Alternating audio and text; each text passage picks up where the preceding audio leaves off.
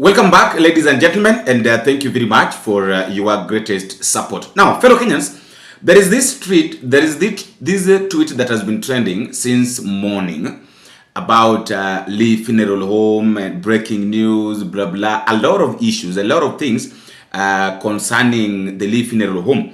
And let me just take you through what has been going on, or what has been what was being said since morning. That breaking, this one came from Dan Chapter, saying breaking news: president to deliver a press conference at 4 p.m. Now, and then when you look at the photo, when you look at the photos, you see the military standing still in front.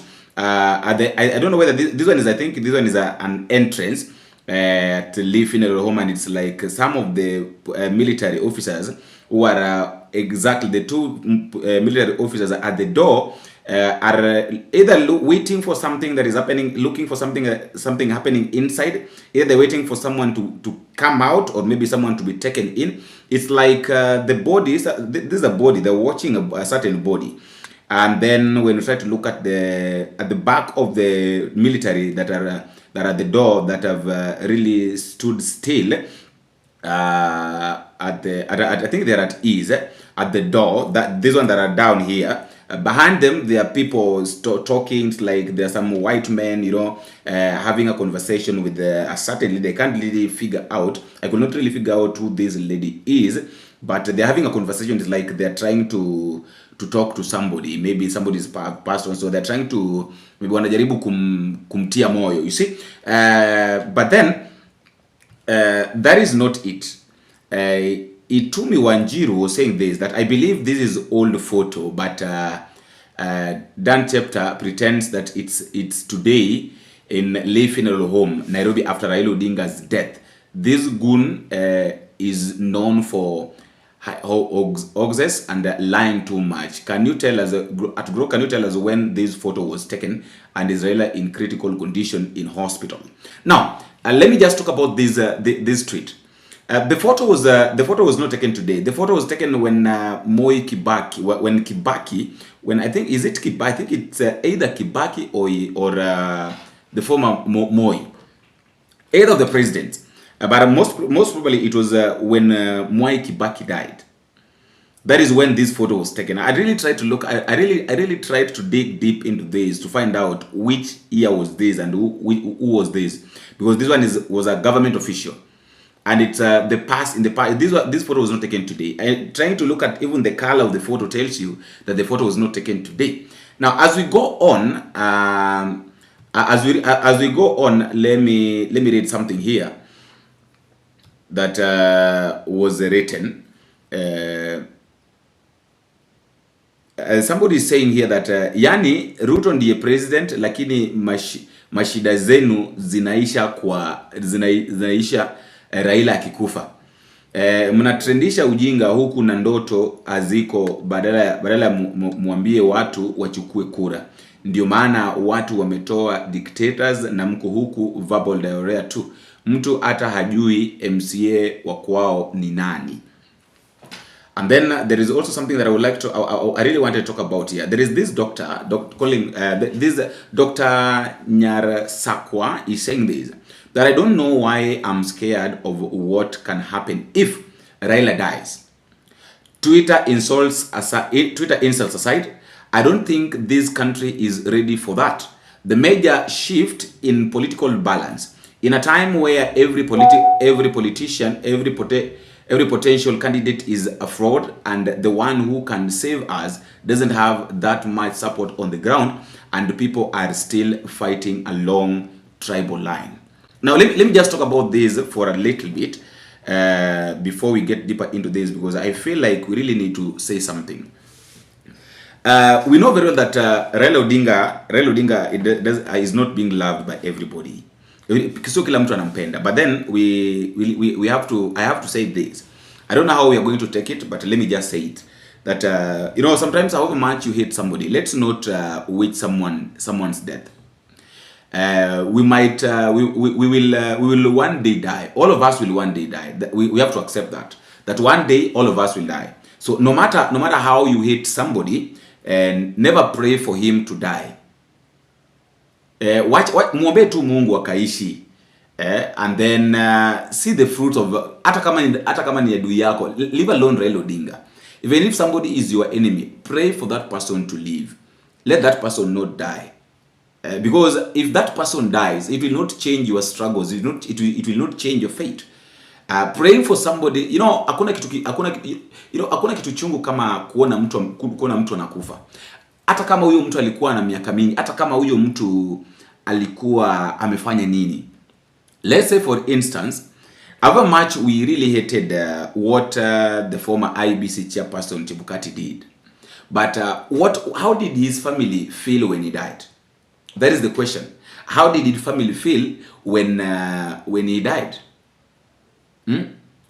Now, I want us to say this, that let's assume that this thing was true, or this thing is true. What is going to be the fate of ODM? I want us to start from there. I want us to look at two things, actually three things. Number one, I want us to say that suppose this news was true, and right now the old man is in a very critical condition. What is the fate of ODM? And then what is going to be the fate of one and only William Samoei Ruto?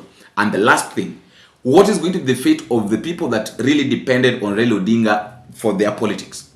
Let's start with William Samoei Ruto.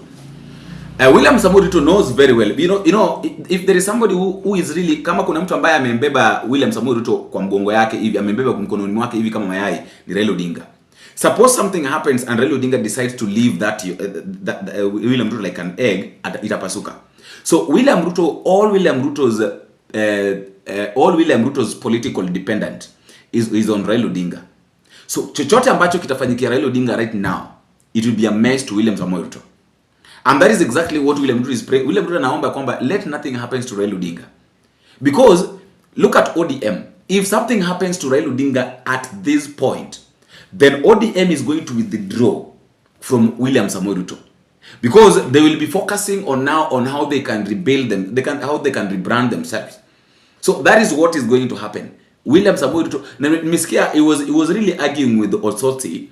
That 4 p.m. that guy was talking about, William Ruto was in Vihiga. And Osoti, who is one of the 3 chairmen of ODM, was telling William Ruto, was saying in front of William Ruto, that mimi niko hapa kwa sababu ya Raila Odinga. Raila akisema twende left, akisema twende right. And right now, Raila Odinga said that tuko na nyinyi mpaka after 2027, ikifika mwaka 2027, we are going to look at what we are going to do. Sisi baba ametuingiza ndani ya broad base. Ndio kwa maana mnaoniona hapa. Kama ingekuwa hivyo, amungeniona hapa. Mnaniona kwa sababu baba amesema, na sisi kama ODM tumesema tutashirikiana na serikali ya UDA mpaka 2027. Tukifika pale 2027 na tuamue baba aseme left, sisi tunaenda left. Akisema right, tunaenda right. Kwa hivyo Mheshimiwa Ruto, hiyo mambo ya 2 term wewe ongea na baba polepole. Baba akikubali, mimi ndio nitakuwa mtu wa kwanza kusema 2 terms. Lakini akisema kando, pia tunaenda kando. Asanteni sana, Mungu awabariki. And then publicly William Ruto responded by saying this. Ameniambia pale ati tutatembea pamoja, lakini hapo mbele ati tutaongea. Sasa mimi nataka niwaulize nyinyi, wenye kuongea ni nani? Si nyinyi? Si nyinyi ndio mtaamua? Ama nani ataamua? Si nyinyi ndio mtaamua? Sasa wewe sote, mimi na wewe tuko sawa. Sisi ni waombaji wa kura. Wenye kuamua ni hawa. Ama namna gani? Uli pamoja? Wapi makofi ya seneta wetu bwana Osoti? Wapi makofi ya gavana wetu bwana Otichilo? Wapi makofi ya Kagezi mbunge wetu? Wapi makofi ya huyu chairman wetu wa Kengen? Sawa sawa. Tuko hapa na chairman wetu wa Kengen na chairman wetu wa National Housing Corporation Yusuf Chanzu. Tuko na mbunge wetu wa Luanda, mpigeni makofi. So are you really seeing what is going on? What is going to happen? Now, let us talk about what would happen in ODM. Number one thing that we have to understand, that if something happens to Raila Odinga right now, ODM is going to be scattered. Why am I saying that ODM is going to be scattered? Look at the leaders. Look at leaders, people like Kaluma. Look at people like Edwin Sifuna. Look at people like Babu Owino. Look at people like Gladys Wanga. Look at people like the governor of Mombasa County.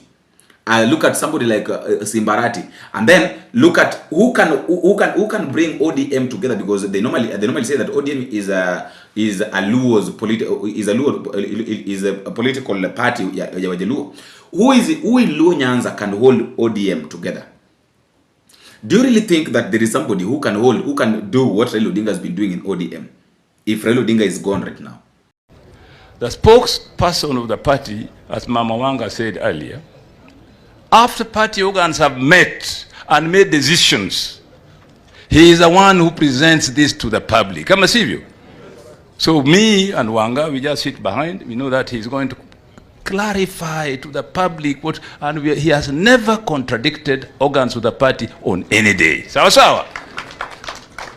So Edwin Sifuna, somebody we have full confidence in, and I'd like you at Wananchi to give him full support. As Secretary General, what? ODM. Chama cha ODM roho yake ni Raila Amolo Odinga. Kwa hivyo hata hapa Western Province sisi tunajua chama ambacho kiko na nguvu ni chama cha ODM. Na kiongozi wake ni nani? Raila Amolo Odinga. Sasa sisi wote, mimi nikiwa mmoja wetu, tutanyenyekea mbele ya Raila Odinga, tufate masharti yake na tufanye vile anataka, si ndio? Hatutaki junior members of the party kwenda kusomea secretary general wa chama. Hiyo ni makosa. Ati sasa yeye ndiye anasomea secretary general wa chama chetu. Mimi nasema I will protect every Luya who is in ODM. Akifanya kitu mzuri nitaunga mkono. Akikuwa na makosa nitamkosoa. Na akienda sana tunamkalisha chini.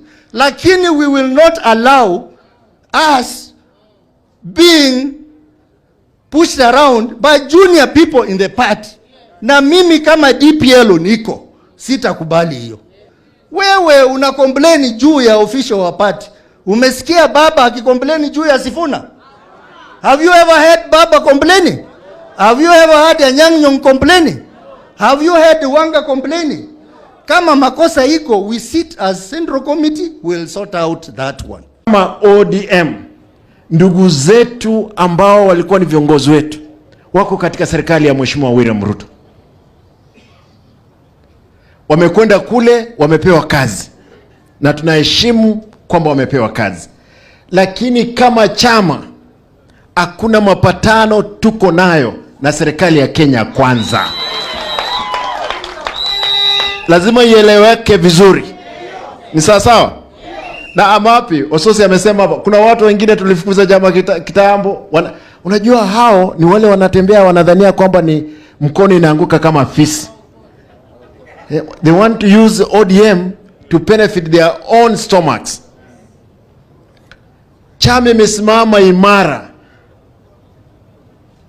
Tulipigana na serikali ya Uhuru Kenyatta mpaka handshake ikakuja mwisho.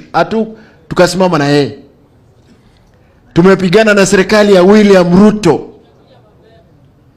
Ikakuja mapema kidogo. Na tunasema hivi, Mheshimiwa William Ruto, sisi kama chama hatuwezi ingia katika UDA. UDA imekufa. Imekufa ama haijakufa? Sisi kama chama cha ODM ni chama a distinct party, and we are going to strengthen ourselves because the purpose of any political party is to capture power.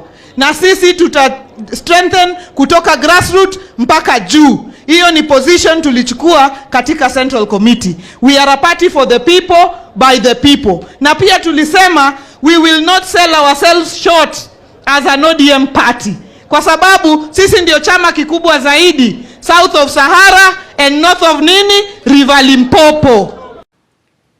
Or it will be taken, it will be given, being that it's a family party, Raila Odinga's daughter, that is Winnie, will take over? Is it really easy? And can Winnie Odinga do what Raila Odinga has been doing?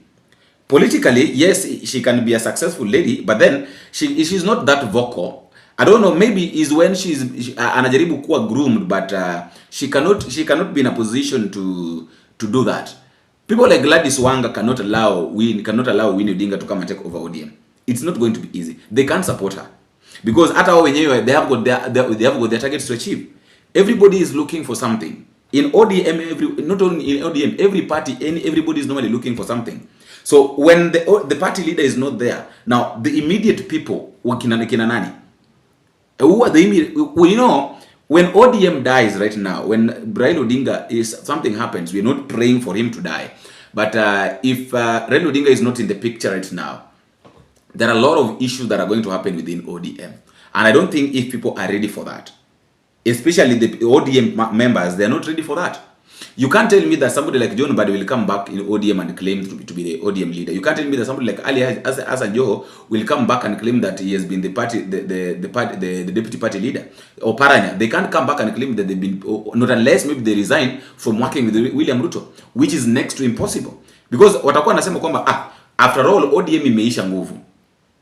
And other people will say that it is the best time for young people to emerge.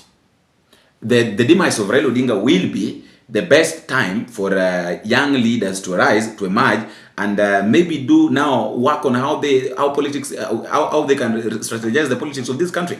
Now, the third thing that I also want to talk about was the people that have been depending on Raila Odinga. Now, the party, the young people. This is what I think, that Raila Odinga being out of the picture might be a good thing and at the same time a bad thing. A good thing in which angle? A good thing that young people who have never been given opportunity, who have never gotten the opportunity to emerge, whenever they try to emerge, then wanafinywa chini, they are being suppressed simply because Raila hajasema kitu, will have that chance to emerge.